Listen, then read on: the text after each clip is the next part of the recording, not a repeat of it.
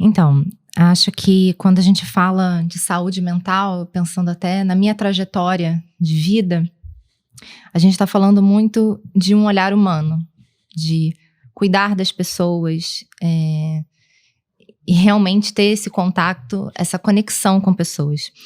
O Renan, enfim, ele estava lendo aqui o meu currículo e às vezes eu fico pensando, gente, as pessoas devem achar que eu sou doida, né? A pessoa começou com artes cênicas, aí foi ser professora, de repente foi para RH e, na verdade, a minha construção de vida, o meu propósito sempre foi ligado em como eu posso me conectar com outras pessoas, como de alguma forma eu posso contribuir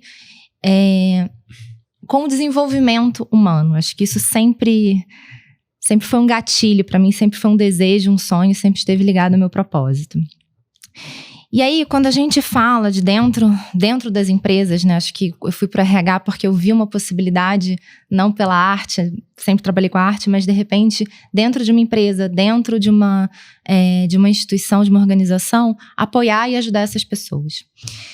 Quando a gente fala de saúde humana, quando a gente fala de saúde mental, quando a gente fala de bem-estar das pessoas, não é simplesmente um programa.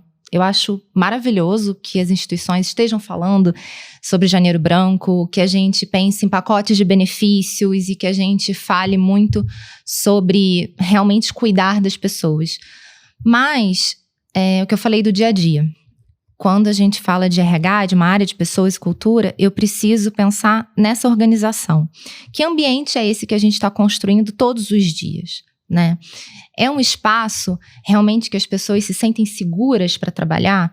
E aí eu falo de segurança no sentido, segurança do trabalho mesmo, de você tem material para você trabalhar, você tem uma cadeira correta, você tem uma postura, você tem um horário de descanso, que é importante. Mas que ambiente está sendo construído ali com a liderança? Eu realmente trato com respeito os meus colaboradores? E eu estimulo isso nas lideranças, né? E eu falo estimular no sentido de exemplo. Quando a gente fala de área de pessoas e cultura, quando a gente fala de RH, o RH precisa ser o exemplo. E eu acredito muito em liderança pelo exemplo. Agora eu sou mãe, eu acho que o exemplo está ali no nosso dia. Eu não posso simplesmente faça o que eu falo, mas não faço o que eu faço. Então, assim, como que a gente trabalha o respeito dentro dessa organização? Como que a gente combate o assédio?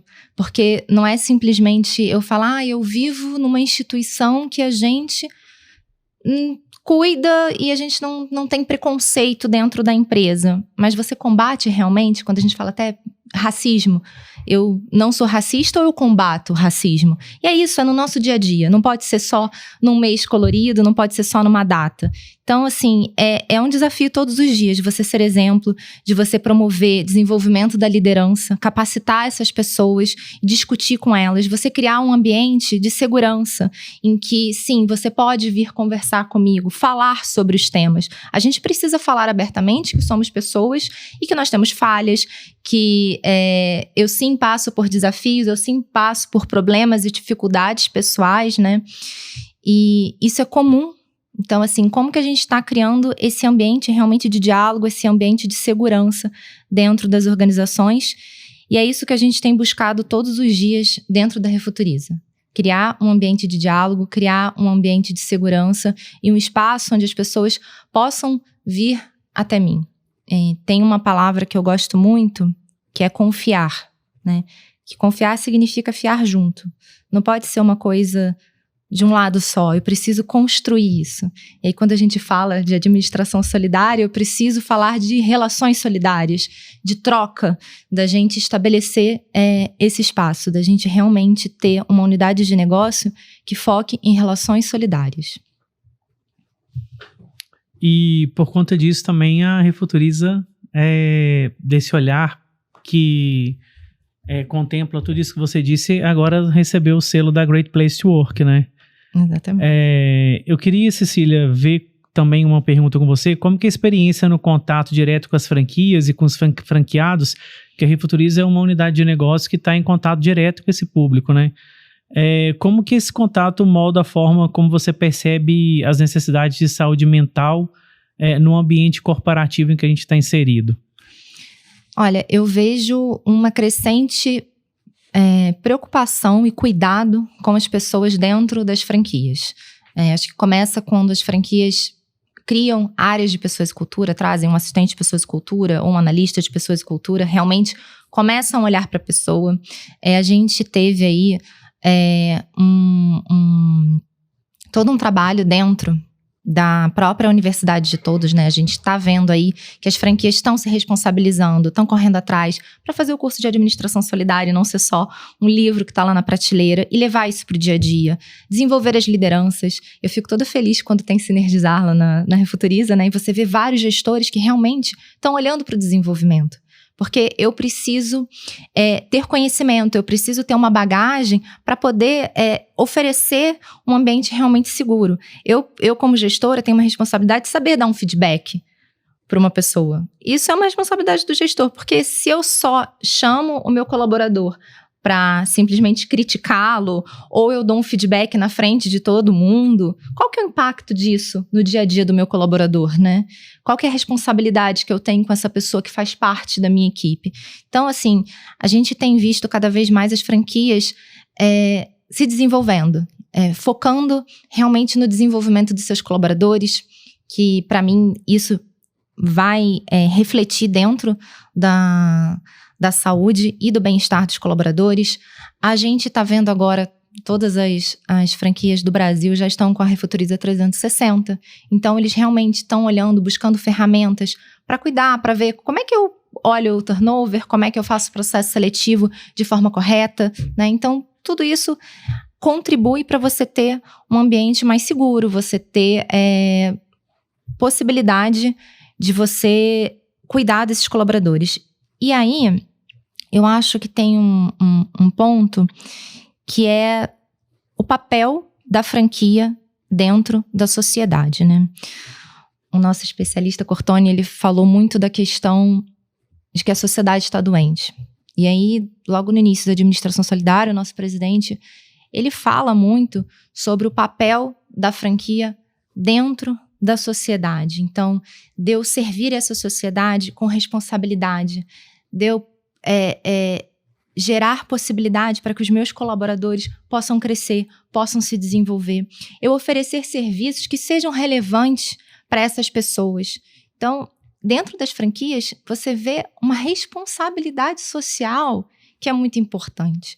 Então, não é simplesmente, eu falei a questão dos gestores, do desenvolvimento, mas se você for parar para olhar a franquia em si, ela tem um papel social muito importante. E aí, eu oferecer saúde dentro dessa comunidade, né? Então, assim, eu tenho apoio de psicólogos dentro das clínicas do Amor Saúde. Muitas franquias, inclusive, trazem isso como benefício. Não é só isso, eu sei, tá? Não vou contradizer o que o mestre trouxe mais cedo, mas é um ponto extra, sim, né? Da gente dar acesso a isso, porque a maioria das pessoas não tem acesso. Quando a gente fala de um psicólogo, isso é um custo alto, né? Você fazer um tratamento psiquiátrico tem um custo, tem um impacto. Eu oferecer isso para a minha sociedade, eu oferecer isso para os meus colaboradores, isso é uma coisa muito positiva, né? Quando a gente fala de responsabilidade social, até nos projetos que a gente tem aí nas campanhas de Natal Solidário, campanha do agasalho, e a gente envolver essa comunidade, olha o impacto que a franquia tem naquele local. Então, eu estou falando de oportunidade para os meus colaboradores, né, ali dentro, de crescerem, se desenvolverem. Eu estou falando de serviços básicos para aquela região, para aquelas pessoas que moram em torno. Então, além de eu impactar o meu colaborador, eu estou impactando a sociedade ali, eu estou impactando a família dele, as pessoas que vivem ali em torno, né? Então, assim, eu vejo, sim, as franquias cada vez mais querendo se desenvolver, querendo se aperfeiçoar, querendo ser um ambiente mais seguro, mas eu vejo um modelo de negócio que traz isso na história dele, que tem essa bagagem, que está ali no contexto. Eu não posso criar uma franquia se eu realmente não olho a sociedade, se eu não olho onde que eu vou simplesmente abrir esse negócio. Qual o impacto que eu vou simplesmente criar ali? Beleza, vai ser muito bom eu, como franqueado, ter o meu lucro, eu vou conseguir vender cartão, enfim, É isso? É só isso? Não é. A gente mais cedo, antes de começar o podcast, a gente estava falando da questão das construções, né, de identidade, relações, processos e recursos dentro de uma organização. E eu vejo o cartão de todos, normalmente a gente fala que uma empresa começa se desenvolvendo na base, né, com os recursos. E é muito louco porque sempre quando a gente fala de cartão de todos, só me vem identidade. Desde o início. Desde antes mesmo acho que quando eu não tô no grupo há tanto tempo assim, né? Mas já tem 7 anos aí de casa. Mas assim, desde o início, eu acho que essa identidade foi muito forte. Foi quase que ao contrário a construção, né? Então, se eu vou abrir uma nova unidade de negócio, se eu tô ali falando de uma franquia, eu preciso pensar qual que é a minha responsabilidade social. Eu preciso olhar realmente o impacto que eu vou causar naquela cidade, com aquelas pessoas. É uma responsabilidade muito grande, assim, quando eu penso até no próprio franqueado, na franquia. Como que eu vou levar realmente isso para frente? E é uma coisa que vai cascateando, né? Você falou de identidade, que trabalha o âmbito do propósito, que em certa medida, se eu estiver errado, Cortone, você me corrija, por favor, impacta também no bem-estar do colaborador da organização, né, Aquiles?